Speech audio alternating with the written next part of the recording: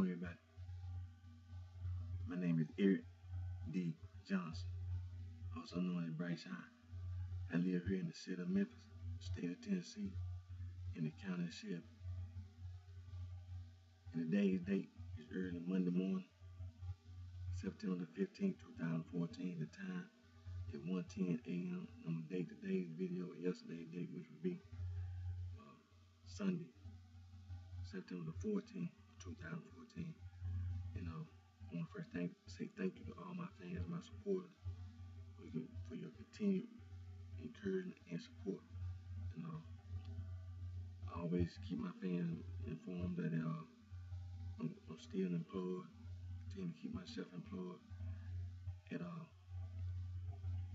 company that right here in the city of Memphis, in the state of Tennessee, in the county of Shelby. Mary Pride, which is right there on the corner of Walnut Street and Vance Avenue.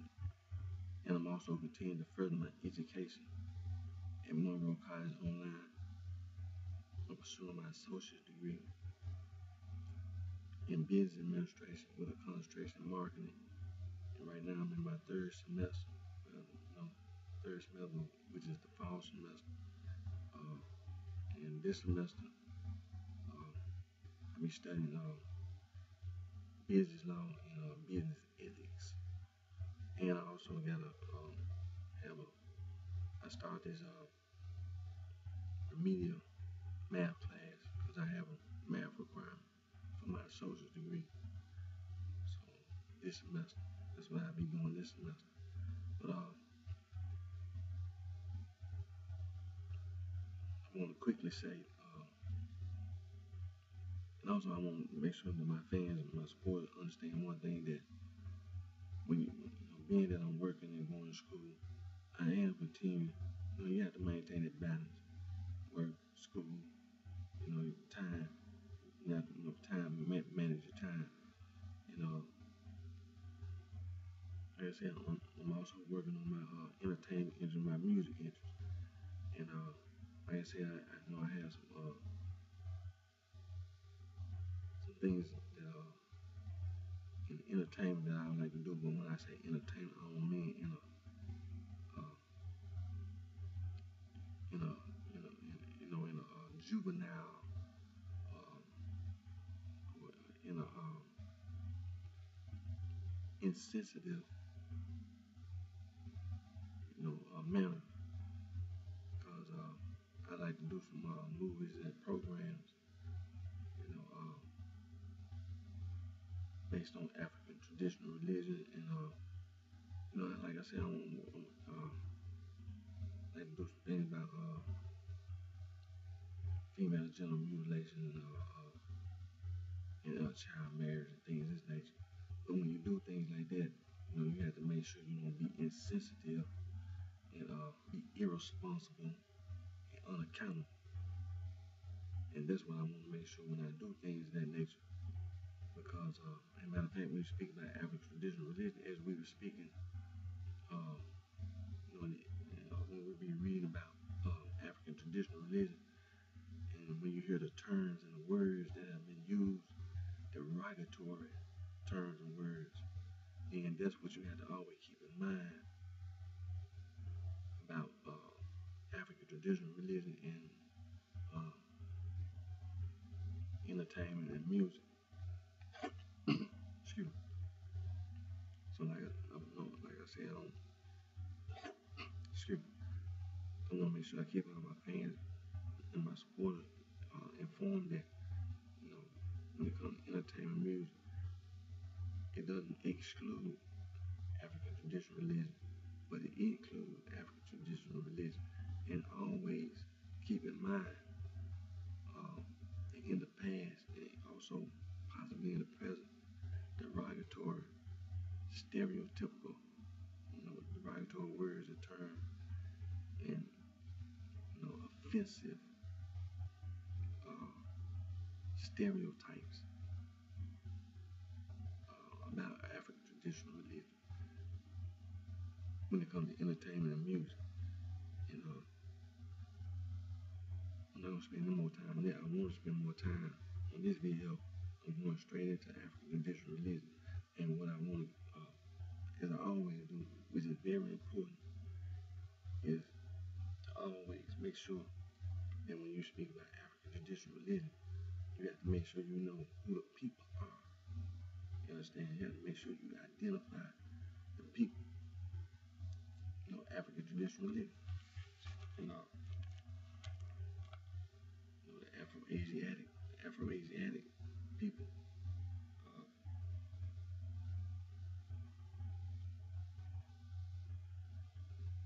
Being a Berber.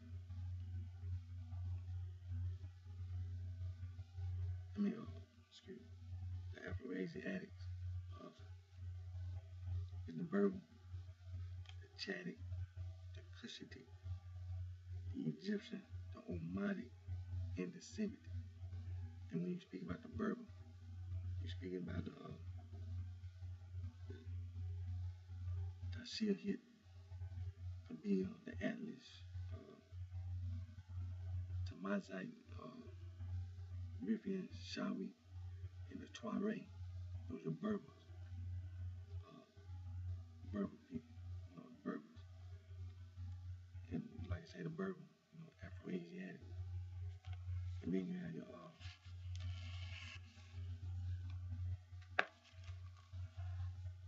when it comes to Afro-Asiatic, you have your Omadic language, groups of people in the Omadic. And make sure that the Berber people are located mostly in North Africa,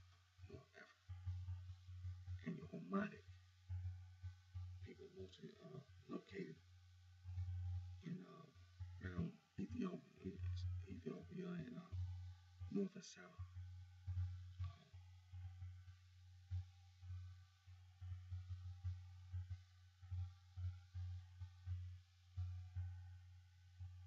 Mainly around Ethiopia. Some of the classifications of the Omadic. You have your north and south Omadic, Mao, the Bambasi, your west Mao, Dazor, Gungay, Timorjan, Yusei, Omite, Gemire, Bench, and Chare. Those are Omadic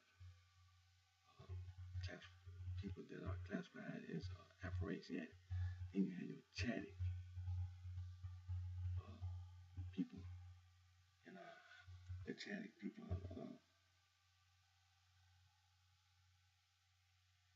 located in the northwest, in the north Africa. And you have your West Chadic, and the A West Chadic, you have your Hausa, Boyan, English language, and your B, your Badi, Waji, and Zola languages. Then you have your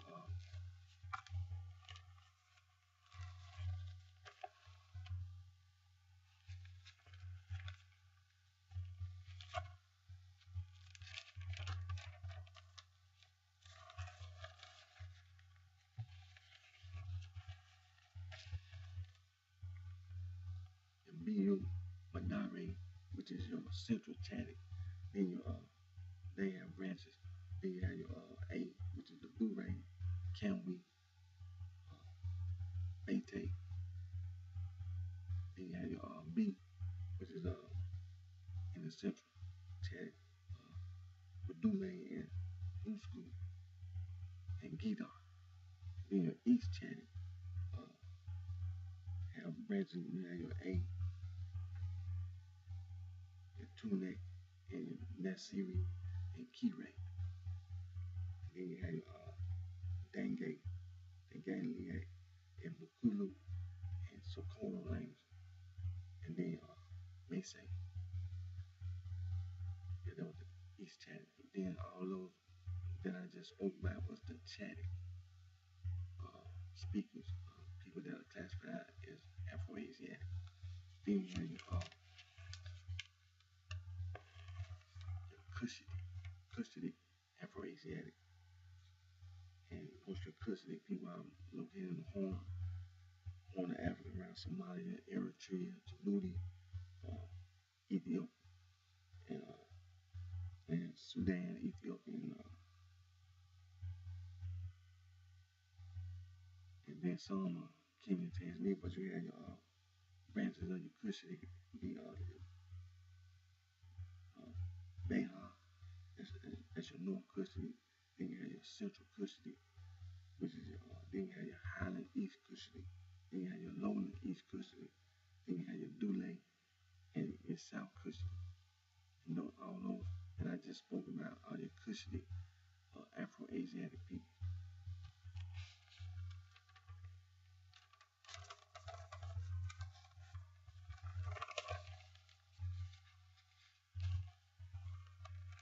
And then you have your Semitic Afro-Asiatic people. And most of the Semitic people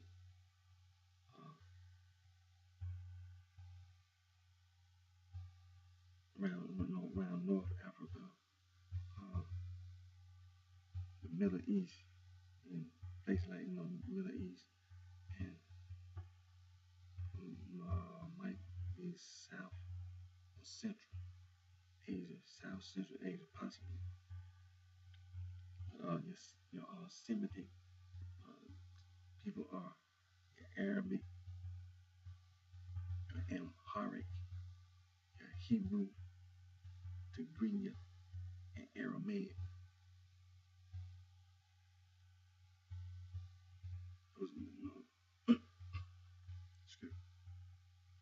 Those are your Semitic peoples who are classified as Afro-Asiatic.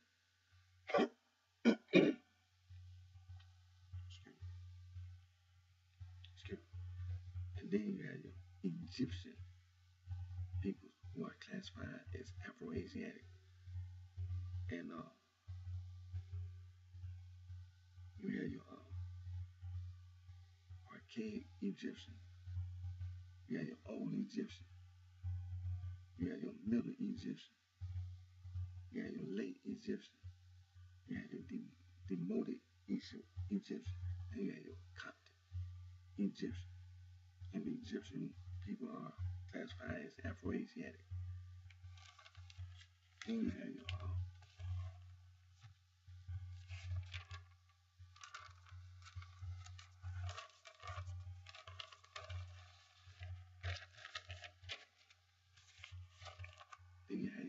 Nilo-Saharan people. I'm watching time. The Nilo-Saharan people.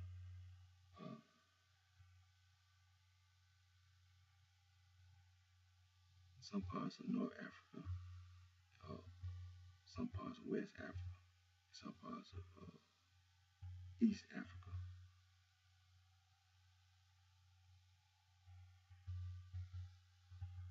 And in some parts of Central Africa as well. The people that are classified as Nilo-Saharan are your Luo, Kanuri, the Songhay, the Tiso, the Nubian, the Ubare, Kalenjin,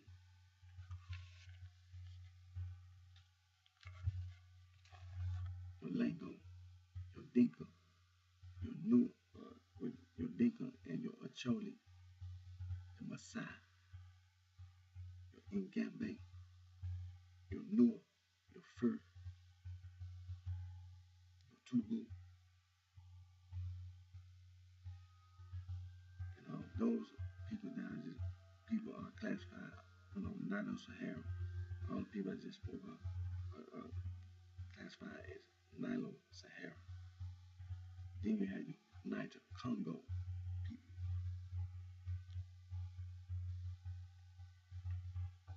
And your Niger Congo, you have your A and your B's. Niger Congo is your Kordofani language speakers.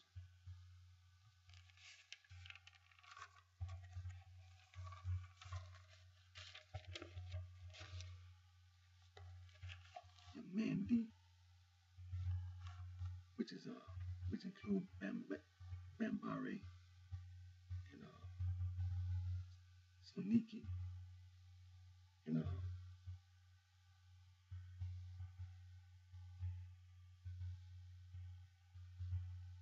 then you have your Ijo, which is Ijo and Defake. And then you have your Dogon. Then you have your Atlantic, which speak Bolo and Fule. Then you have your crew, which includes BT and Yahweh and D-Day. Then you have your Sinufo, which is Sinari and Subyiri. Then you have your Gur, which is Mori, and then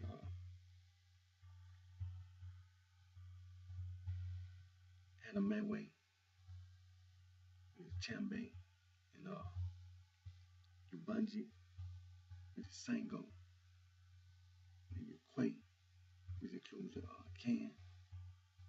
Then you have your Volta Niger, which is classified as your West Benue Congo. Then you have your Gibi language, which is Iwi. Then you have your Yoruba and your Igbo. Then you have your East Benue Congo, which classifies your Swahili, your Fang, your Congo, your Zulu, and many other languages that classified in the East Benue Congo. All the people that I just spoke of are classified as Niger, Congo, A and B. Now,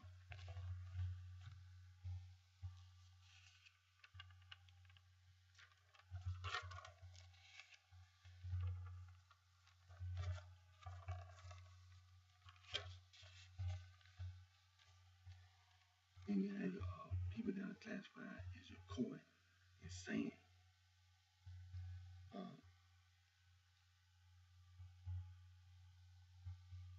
And your Koi and San speakers, the click consonants. And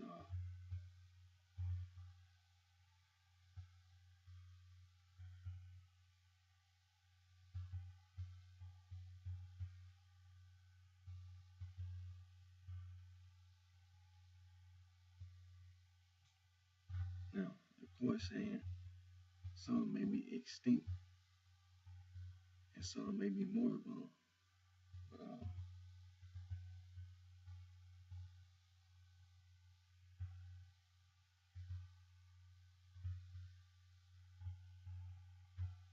I was looking at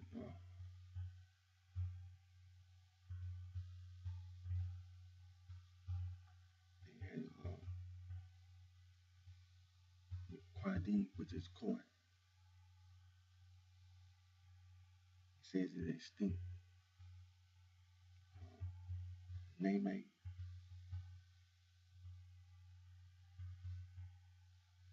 Eni, which is extinct. Then you have your South Kokwa, then your Korane, Zara,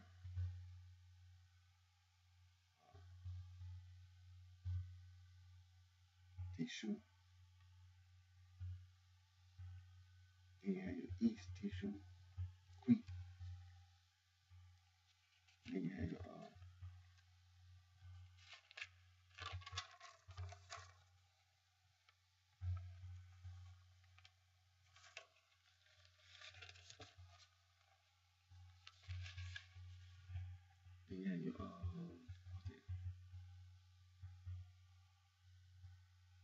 the South, then West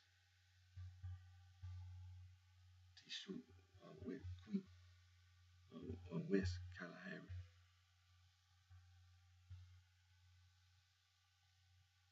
But there's many, Koi San. And people, like I said, the people we're speaking of are the Koi San. There's two groups, koi, and the sands. And then you have your people that are classified as your Malagasy, the Austronesian peoples, uh, who live in Madagascar, but really migrated from from Malaysia, Indonesia, the Polynesian, Filipino uh, people who end up migrating, they end up in Madagascar.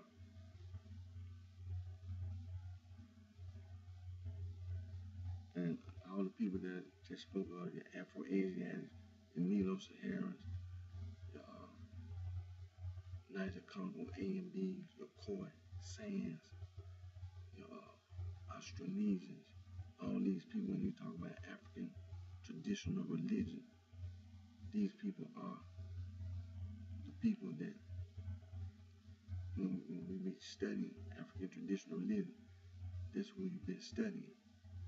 The, all the people that you've been speaking about, that I just mentioned. Uh,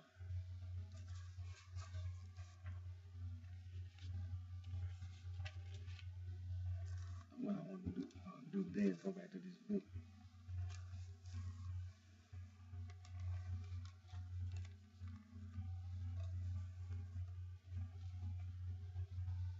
that I downloaded,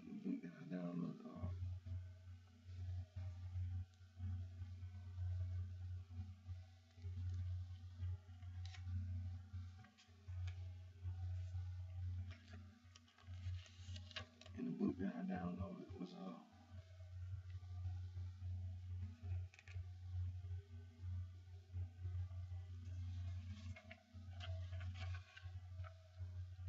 World excuse me, World Religions, African Traditional Religion. And the author of this book is Professor Aloysius M. Lugiro. And the editors of this book is Joanne O'Brien and Martin Palmer. They edited this book. But we're going to get back into this book because there's a lot of valuable information.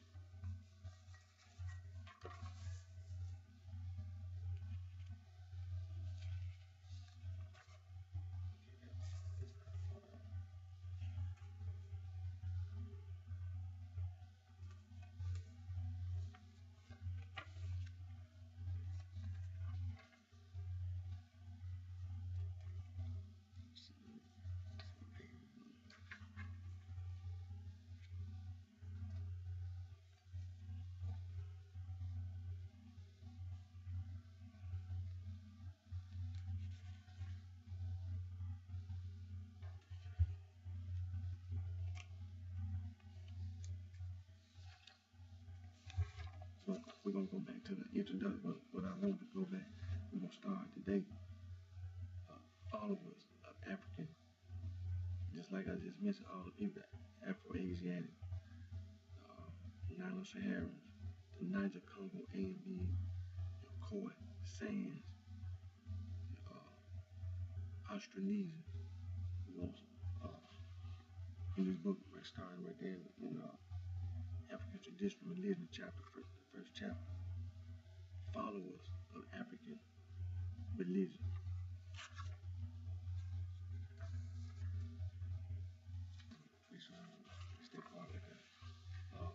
It said African countries where African religion is practiced by more than 33% of the population. Benin, 51.5%. Sierra Leone, 46.4%. Guinea-Bissau, 45.4%. Botswana, 38.8%. Mozambique, 35.1%.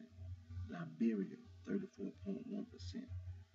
Ivory Coast, 33.5%. Burkina Faso, 33.5%.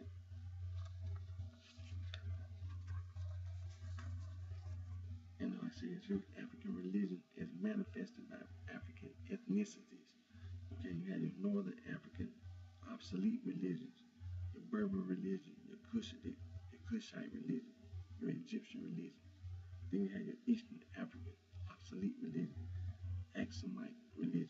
Then you had your Eastern African living religion, your Dinka religion, your Nu religion, your Shilluk religion, your Gala religion, the Acholi religion, Atiso religion, Bagande religion, Bagiso religion, Banyankore religion, Lengai religion, Banyoro religion, Dumbare religion, Akambe religion, Akikuyu religion, Masai religion, Baha'i religion, Bakage religion, Afipe religion, Bahihi religion, Bamakande religion,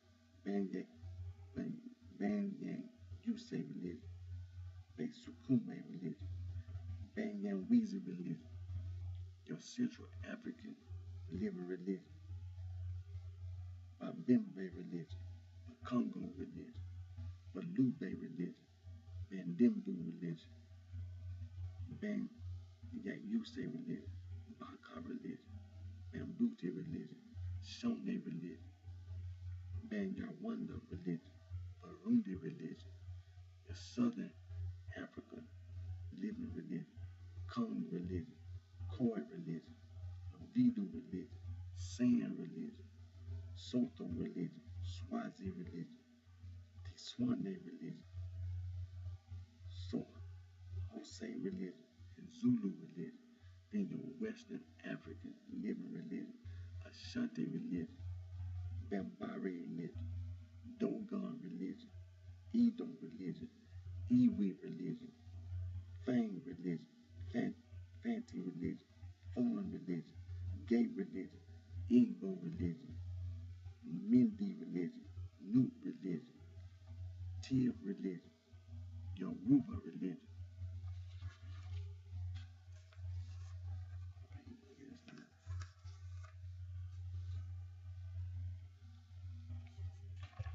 Show the symbol again. It says here,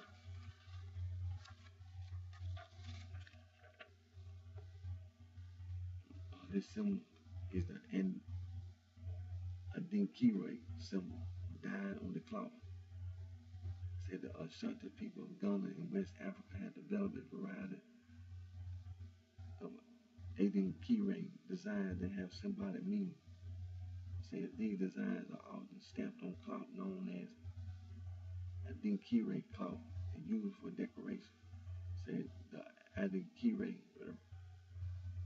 is the Gigi Inyami, which means except God. I fear none. It expresses the supremacy of God.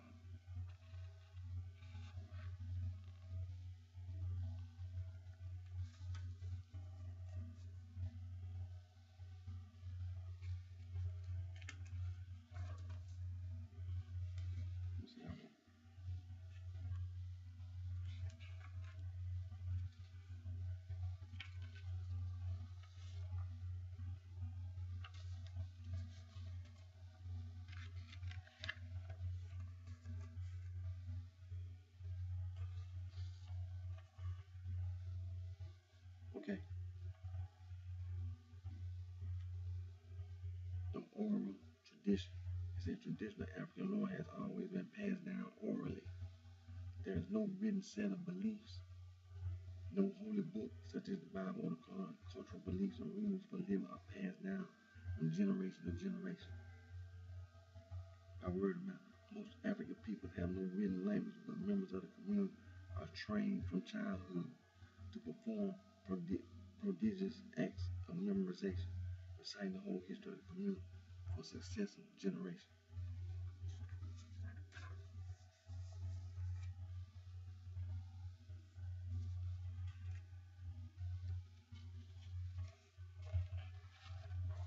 It says that followers of African religion make no distinction between religion and other aspects of their lives. Their beliefs are so close bound to their culture that religion and culture are one. Religion is therefore not something people do at certain times in a certain place, but it is part of the fabric of living.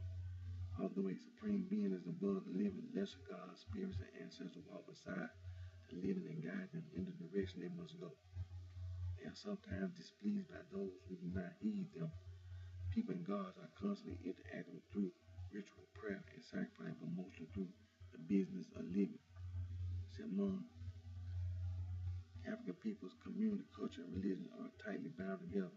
See, the African view of the world is fundamentally one of being a part of a communal group.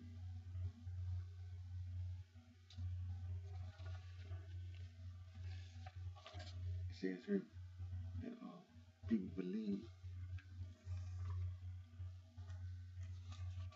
in sharing their property and services, and they expect the other members of the community to share with them. According to noted scholar John M. Beatty, they believe that whatever happens to the individual happens to the whole group, and whatever happens to the group happens to the individual. The individual can only say, I am, because we are. And since we are, therefore I am. In this community, spirit lies their security. In John M. Beatty, African Religions and Philosophy.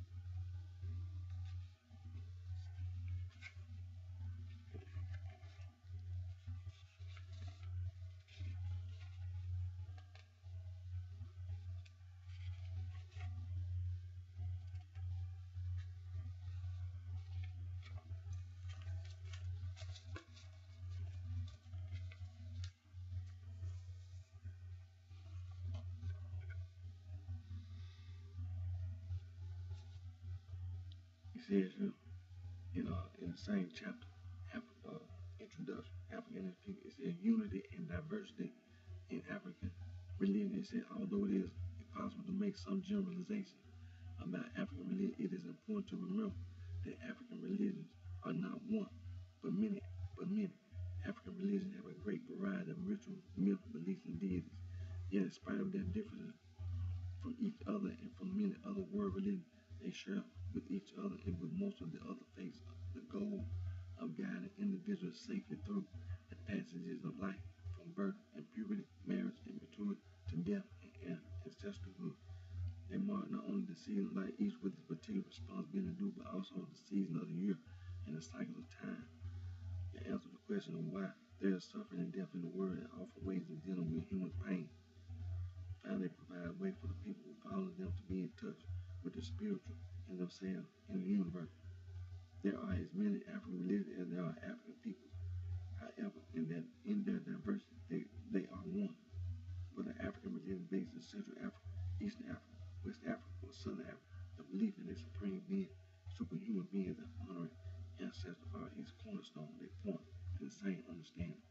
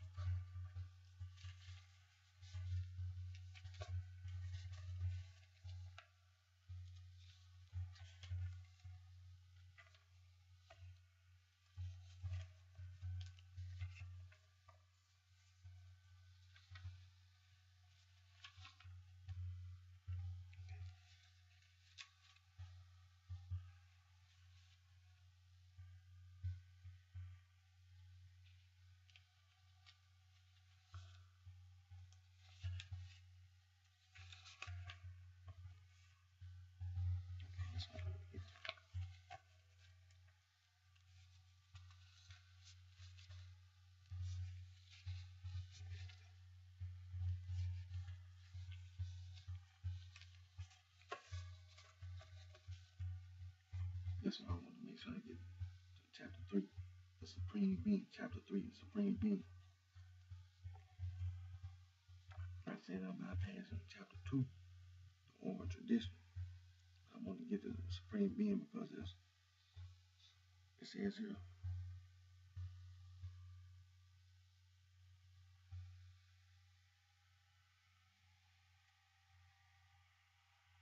okay, it said, okay.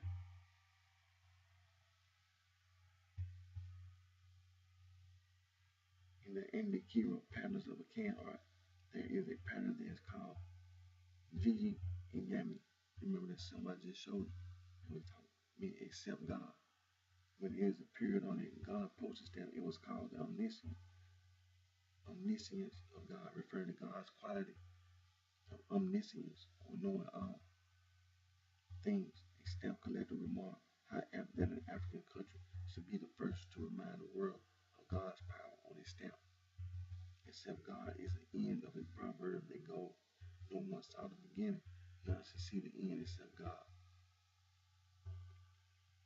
That is to say that no one saw the beginning of creation, no one will see its end except God.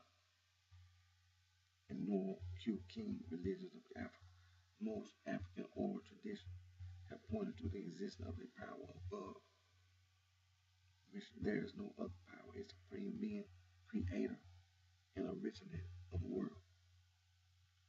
It said the African concept of monotheism in Western religious systems are usually classified as either monotheistic, that is, believe in one God, or polytheistic, believe in many gods. In African religion, monotheism and polytheism exist side by side.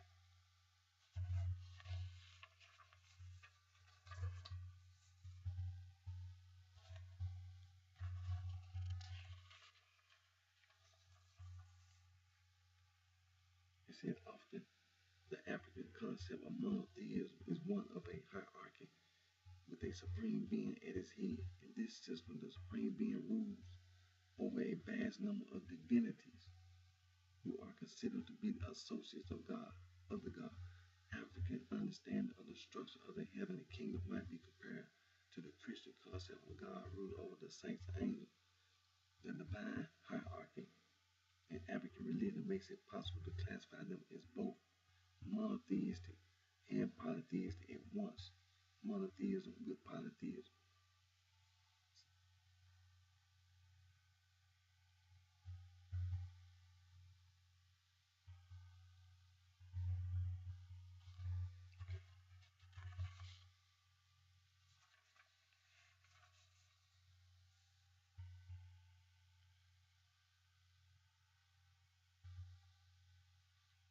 Says here, Africans have traditionally concluded that there can be only one supreme being for the entire human race. The majority of African peoples conceive of God as one. However, among the Fon people of Benin in West Africa, Nene Buluku, the name for God, expresses one God in duality, or two. In the Fon religion, God is two being, male and female. The most complex concept of God is that of the Bambara people of West Africa. The supreme God of the Bambara is called Bimbe or Ngale. Bimbe has, in a way, created himself as a coordinated, a union of a group of four. The four aspects of Bimbe are Bimbe, Nyale, Pharaoh, and Indo Madiri. The Bambara people understand these aspects of their God to be pure creative energy that is expressed as four persons. Each plays a different role in the creation of the universe. This concept of a single God having a multiple nature is somewhat similar to the Christian doctrine of God as a Trinity, or three in one, Father, Son, and Holy Spirit. The attributes of God. The people in African religious tradition frequently associate their supreme being with certain basic attributes. These are: God is the creator of all things. God is the absolute controller and sustainer of the universe. God provides for what He created. God possesses all that He created.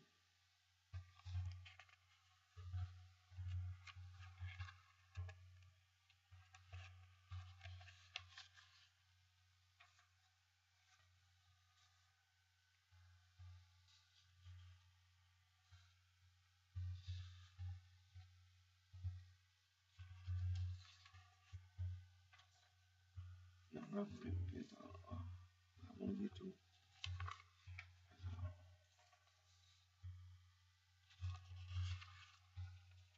the names of God.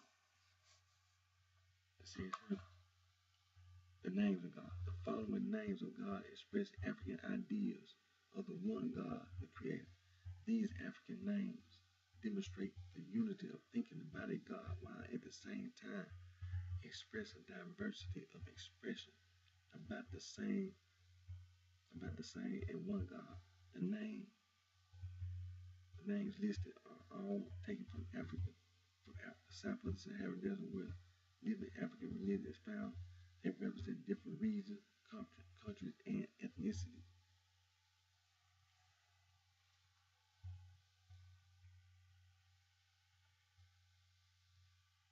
Okay, let me read it. It said the names listed are all taken from Africa, south of the Sahara Desert, where living African religion is found. They represent different regions, countries, and ethnicities. Okay.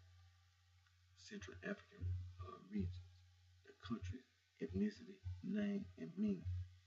There's category. Got 4 sections. I got country, ethnicity, the name, and the meaning. Okay. Burundi is the country. Ethnicity, Burundi. The name, Amane, the creator of everything. Cameroon, Bulu, and Douale. Maybe Ibasi, he who is everywhere, he who sees and hears everything, the one who bears the world, omnipotent Father. Central African Republic, Beye, Zambia, Creator. Congo, Brazzaville, Vala, Obili. In Zambia, Creator and ultimate source of power. Congo, Kinshasa, Belube, Gitli, Greater Creator Spirit, Great Creator Spirit. Kaboom, Fang, Inyami, Creator. Rwanda, Banyawanda, Amane, the creator of everything. Zambia, Ambo, Barosi, and Baila, Lisa, Inyami, and Lisa, Creator.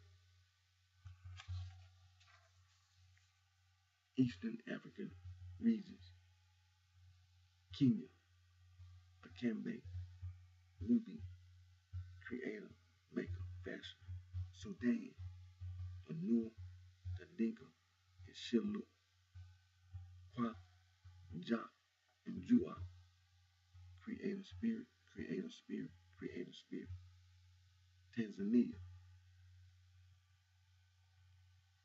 Chage, Gogo, Inga Yuse, Zinze, Ruwe, Malugu, Kiyale, Kizube, the Son, Creator, owner of all things, power of the Son. Uganda, Agande, Elua, Banyankori, Katunde, Ja, Ruhange, Creator, Originator, Creator Spirit, Creator and Fixer of everything. Western African region, Benin, Fun, Nene, Baluku, Mabel, Lisa, Original Creator, Continuum of Creation. Burkina Faso, Talisi, Guinea, Sky God, Gambia, Syria, Rog, Creator, Ghana, Ashanti, Inyami, the Shining One, Ivory Coast, Akan, Anyan Kopon, Alone, the Great One,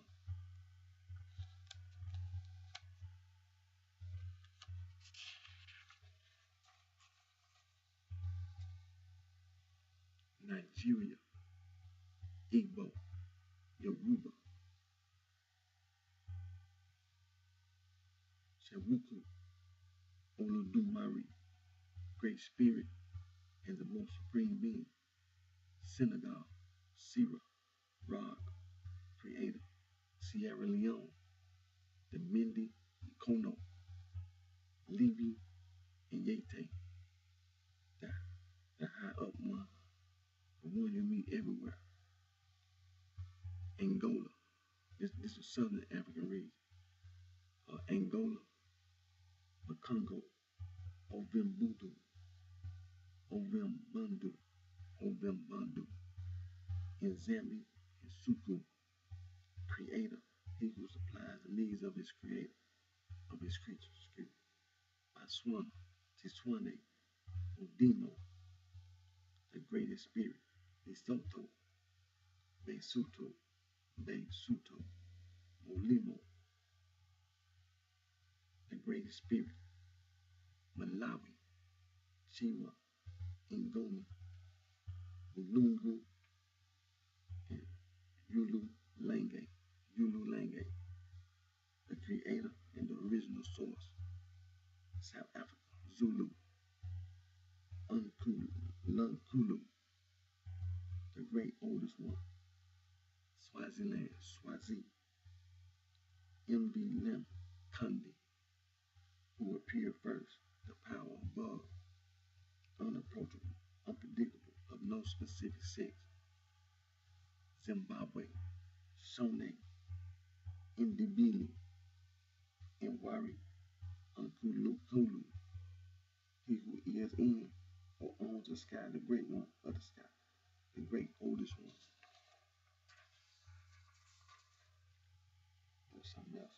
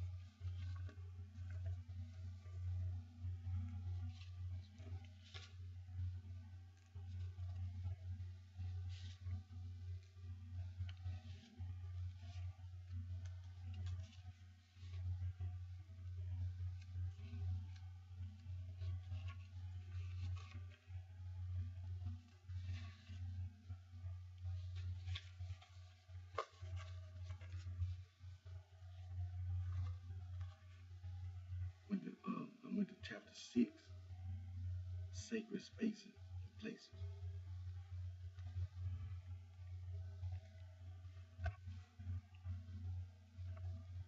places where the rites and rituals of African religion are carried out are African sacred spaces. Say some of these places are constructed specifically for religious purposes, but others are natural places in the environment where people come together for ritual purposes.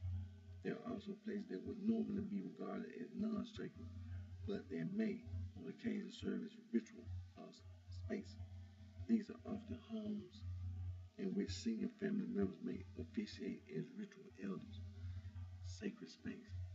It says some places are made sacred through the relics of divine beings. For example, the Uganda Museum in Uganda is only a museum to the general visitor. However, since British colonial times, relics of the local gods have been confined there. For local people, this building is therefore a sacred space.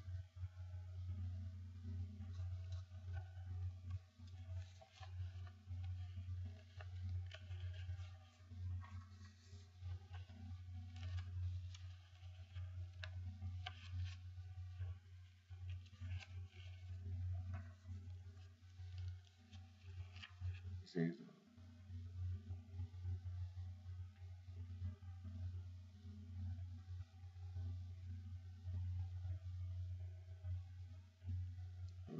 museum, they do so with care and with a sense of awe and mystery.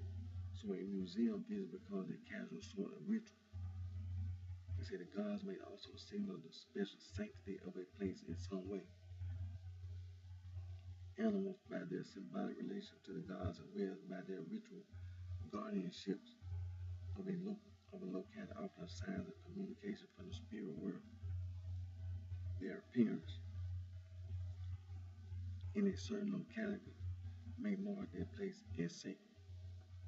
In a larger sense, people understand the whole land of that particular culture and ethnic group to be sacred. The narratives of the sacred origins of the land and its people communicate this sacredness. For this reason, present-day political leaders who ignore the sacredness of a people's land often become the cause of unrest.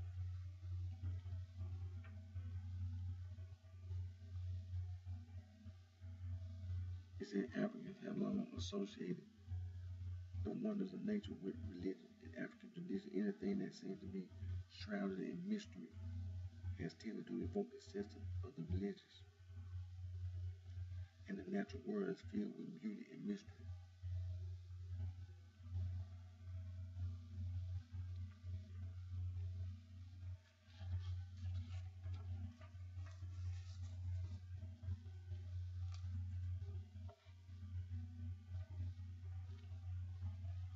It said the African sky inspires much religious feeling. High in the heavens, the blazing sun and glowing moon inspire humanity with awe. The night sky is embellished with thousands upon thousands of twinkling stars that, on a clear night, can leave observers in a state of wonder. Sun, moon, and earth carry aspects of divinity. Among African people in all corners of the African continent, the sun is a symbol of the supreme being. In general, the moon is recognized as a natural phenomenon that carries sacredness, serenity, and tenderness. For that reason, Africans mark the appearance of the new moon with rituals that express the sacredness of the moon.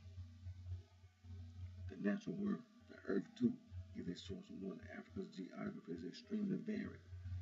Natural landmarks include mountains, oceans, lakes, rivers, waterfalls, forest rocks, cave trees, India, all many of which may inspire religious feeling.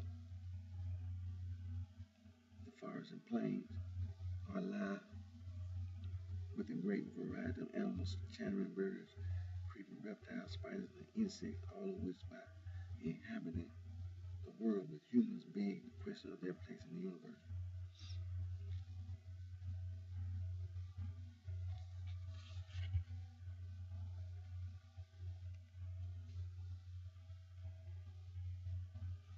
He said ritual places, obviously, said for African ritual places are human-made structures or marked areas in which religious sites may be observed. These include shrines, tombs, temples, and sacred localities. Since the beginning of time, Africa sense a great invisible power, a vital force that surrounds and is.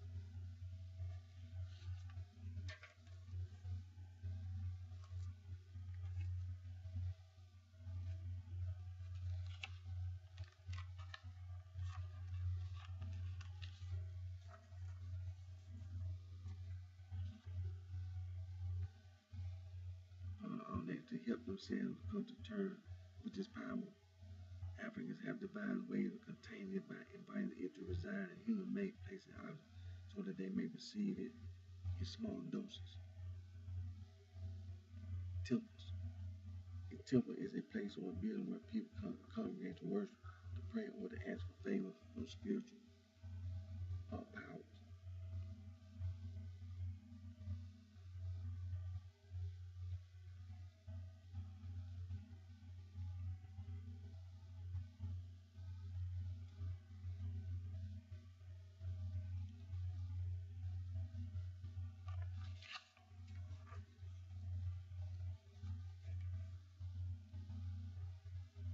It said tombs. The traditional tomb building in Africa goes back millennia, including tombs such as the pyramids of ancient Egypt and Nubia, helping us to trace back some vital religious ideas.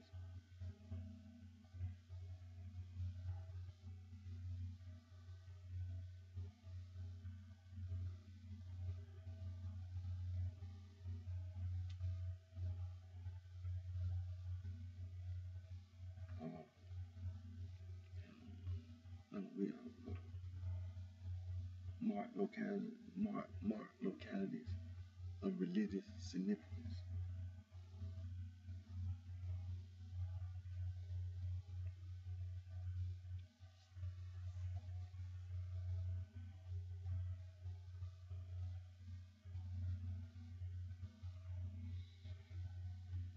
Okay, it says here, in many African religions, there are localities that are identified as shrines without the construction of elaborate buildings or structures. So for example, the shrine of Ogun in Yoruba divinity considered to be one of the most powerful and the chief blacksmith in heaven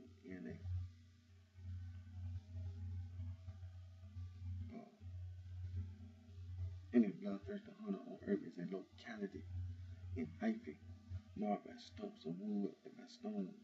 It is at such a shrine that his followers, who include hunters, blacksmiths, engineers, mechanics, drivers, artisans, and all people who deal in iron, steel, or other metal for to seek spiritual help.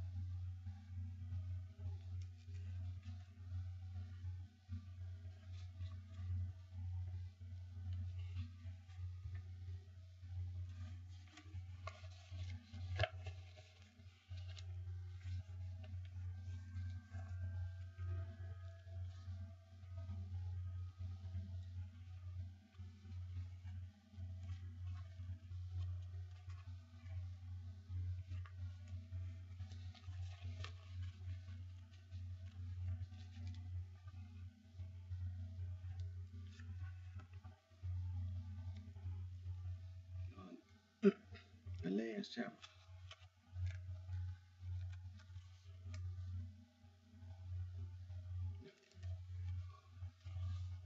chapter 9.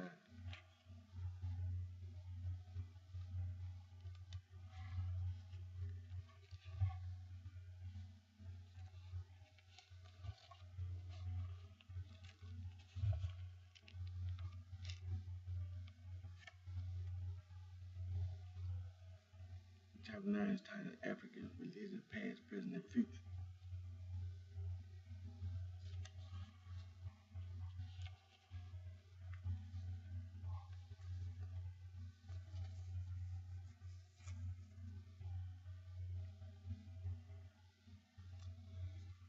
I'm going to try to read all this, but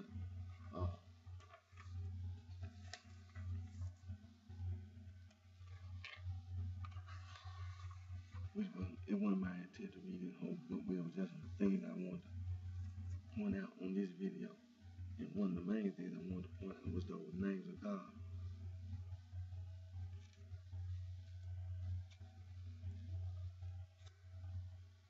Then,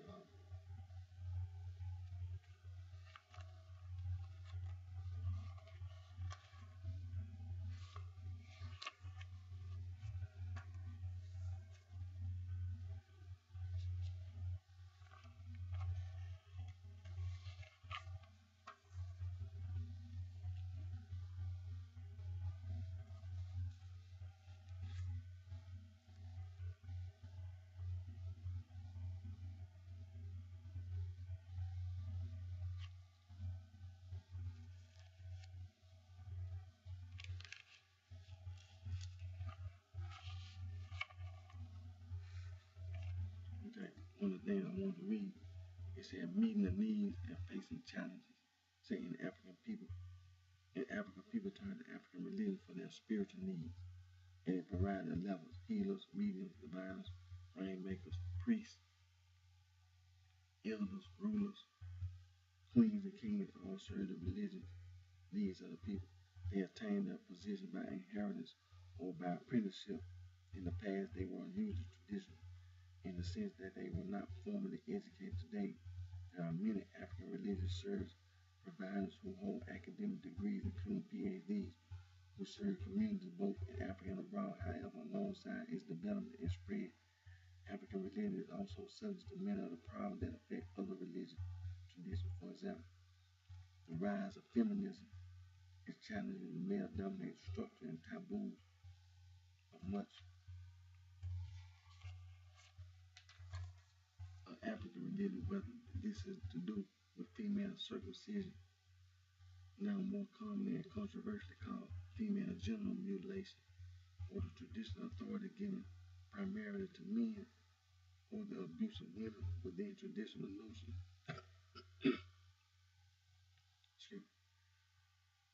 or the abuse of women within traditional notions of female subservience to men.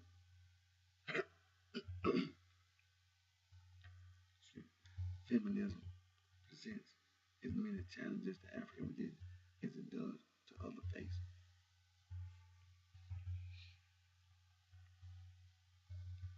Youth culture. So the drift of young people away from traditional culture and models of authority is another problem. The role of the elder is no longer one that can be assumed. The urbanization of much of the African population means that many young people have never known the traditional structure of family, tribe, or village that are the mainstays of African religion. Growing global communications such as the internet offer an influential youth culture that so many young urban Africans desire and ultimately shrinks or even denies the role of elders and collective ancient wisdom.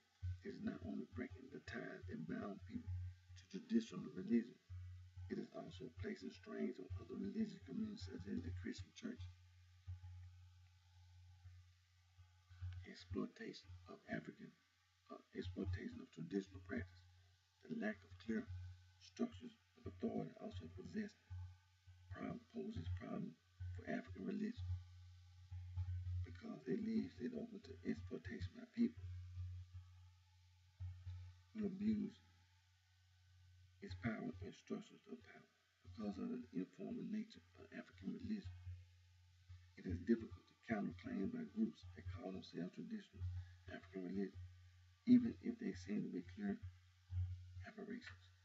For example, issues such as the supposed ritual use of bush meat, for which wildlife such as gorillas and chimpanzees are slain, featured in a 2006 trial in the United States. where different understandings of African tradition were argued in court, holding on to African identity.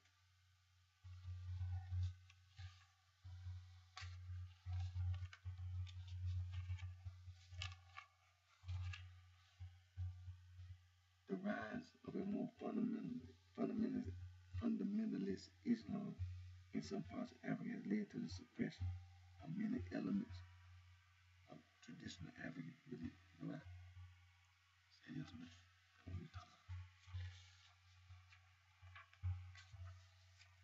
And formerly found a home, or at least an umbrella in Islam, within Christianity, the degree to which African traditional religion maintains a distinct identity is increasingly looking doubtful. The same westernizing influence that turned young people away from tradition are likewise affecting these indigenous churches. Nevertheless, it is perhaps within such churches that African religion can best hold on in areas where it is no longer the dominant tradition. Worldwide, traditional religions are losing ground to other faiths or simply the secularism and westernization. In 1993, the State of Religion Atlas listed 8 African countries in which traditional beliefs were the majority religion. By the 2007 edition, this had dropped to 5. Despite some degree of decline in Africa, however, African religion continues to be practiced widely and is finding a place outside Africa. Priests of African religion appear to be in demand for their spiritual service internationally. The popularity of websites such as Outstanding Priests of Traditional African Religion indicates that the Americas and the United Kingdom are increasingly becoming homes of the religion.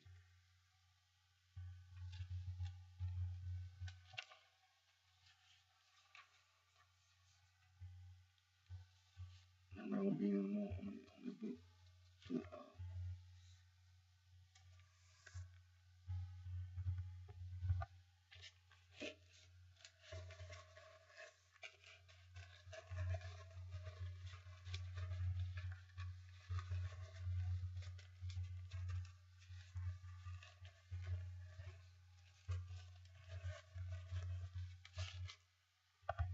And again, the title of this book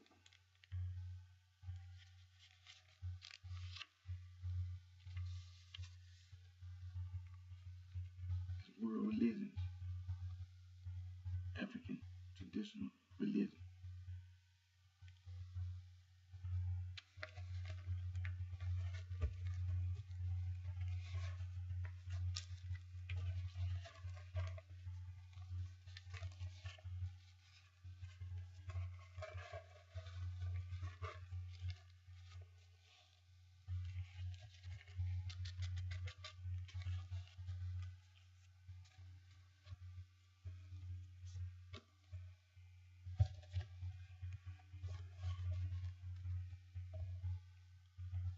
Before I end this video, it's just some quick, very quick that I want to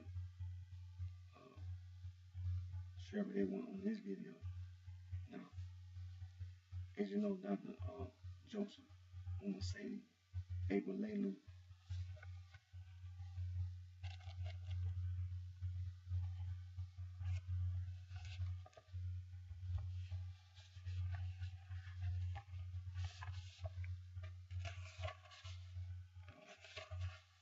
wrote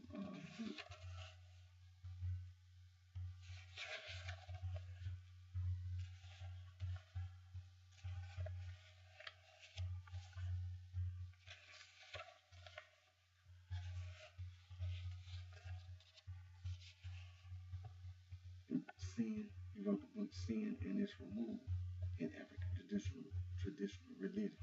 Now, I bought this book, and it was found in the Journal of the American Academy of Religion, and this is the June 1976 edition.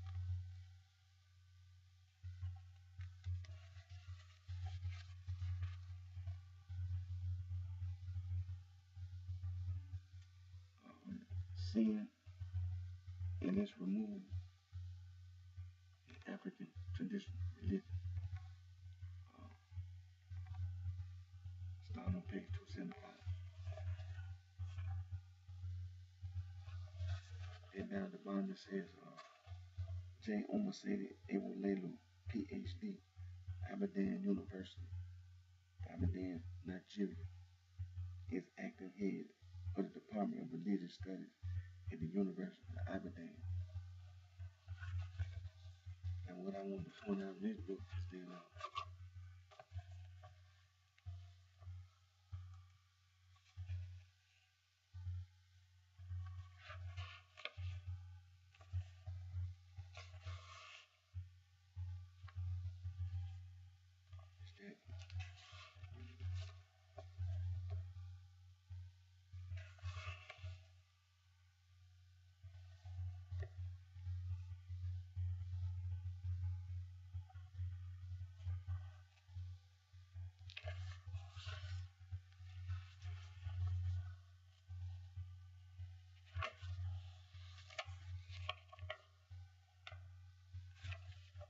it was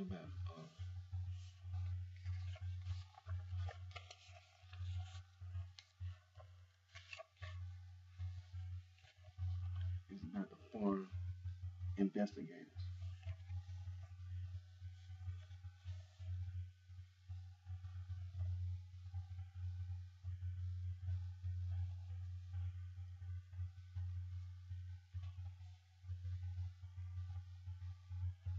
It says here, sin as a religious concept has not received a systematic study among scholars of African traditional religion.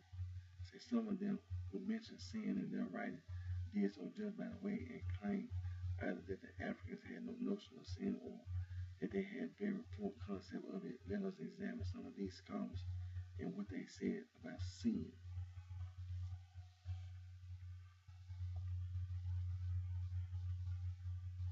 It says J.K. Parrott, writing about the Yoruba, said the sense of sin among the Yoruba, if any, is nothing comparable with the developed ethical conception of sin, which is to be found in both the Old Testament and the New Testament. And also, another person writing, said Basin, writing about the Igbo, said in one breath that certain actions such as murder, theft, and adultery are esteemed offenses against God as well as against man. And in another breath added that in spite of this theoretical knowledge of good and evil, there is little compunction in committing theft, murder, and other misdemeanors. Said the lure of a title leads a man to steal in order to acquire it.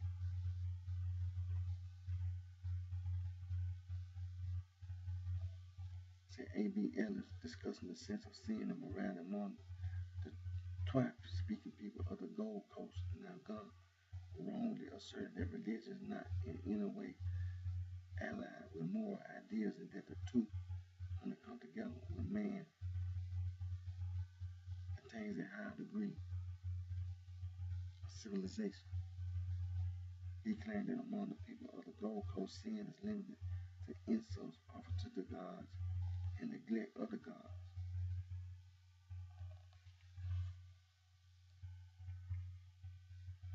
It says here,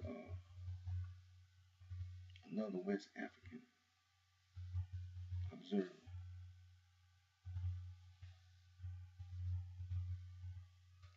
Major Leonard, who studied the ethnic groups in the lower Niger, described religion as intermingled with the whole social system of the people. Said the religion of these natives, he declared, is their existence, and their existence is their religion. It supplies the principle on which their law is dispensed and morality adjudicated. The entire organization of their common life is so interwoven with it that they cannot get away from it.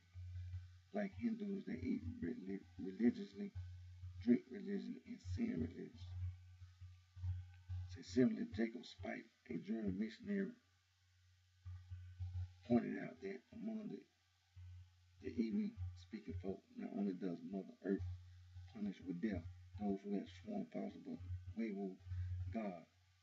knows the thoughts and hearts of men, which the giver of everything good upon earth, will not allow one brother to deceive another, or to suffer the king to judge unrighteously, permit one to burn another's house down.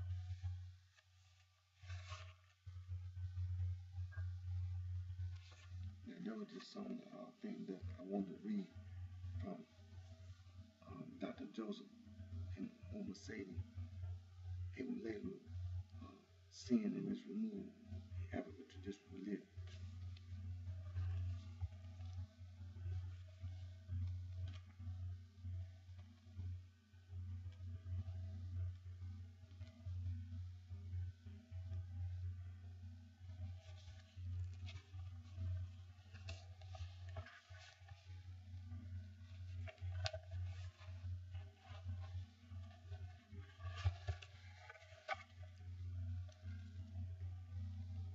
Sin and its removal in African traditional religion.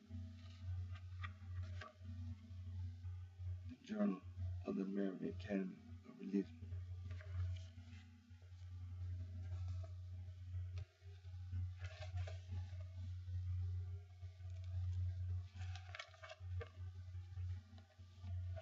I'm going to read something from this book. Another book that Dr. Joseph almost said Eweledo, Yoruba Beliefs, Sacrificial Rites.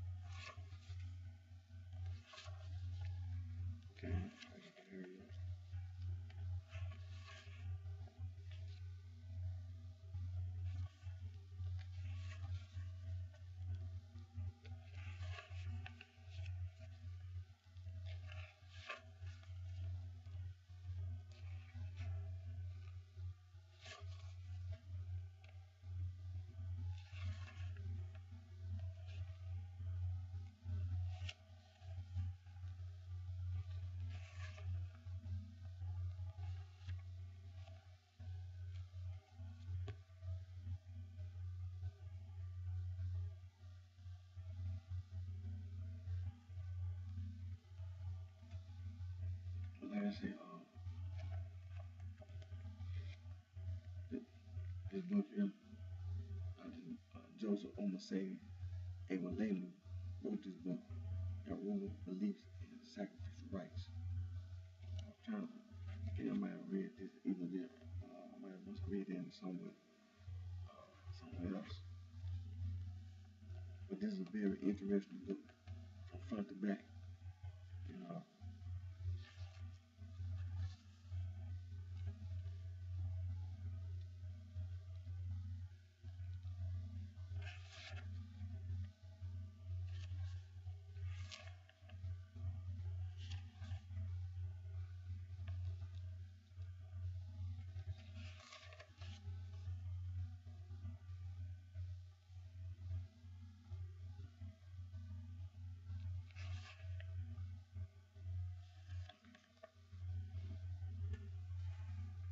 okay, I'm at the end of this video. Like I said, I want to make sure that on this video, African traditional religion from the front to the end, from the start to the end. And again, my name is Eric D. Johnson, BrightShine, also known as BrightShine. I live here in the city of Memphis, state of Tennessee, in the county of Shelby. And I thank all my fans, my support for all your continued encouragement and support. And we're going to continue our talk and conversation about African traditional religion on this video. And all my fans and supporters know that I'll continue to work on my entertainment music interest. Excuse me. And until my next video, you take care of yourself. I wish each and every one of you the best.